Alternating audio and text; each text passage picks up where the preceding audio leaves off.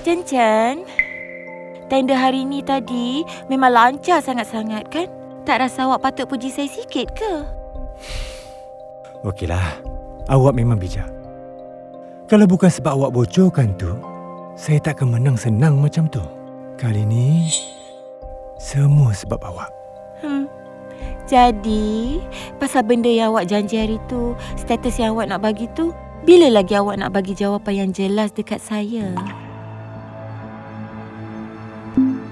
Awak sendiri yang cakap kan, bila projek ni berjaya nanti, awak dah tak nak sorokkan saya lagi. Sabarlah sikit.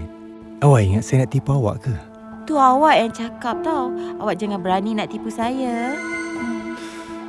Bersama dengan awak ni, keputusan paling betul saya buat. Lin Xiao Yue tu apalah sangat kan?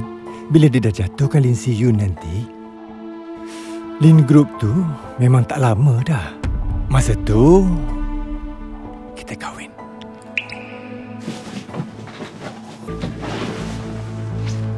Jadi lepas ni, apa yang saya boleh buat untuk tolong awak? Buat masa ni kita senyap dulu. Lagi kita tak menonjol, lagi selamat. Chen, sekarang ni saya cuma ada awak aja. Awak jangan hampakan saya.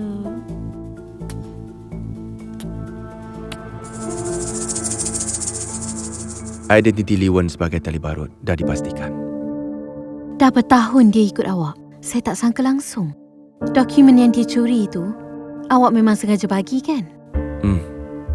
Kita gunakan dia untuk jatuhkan Yan Group dari dalam.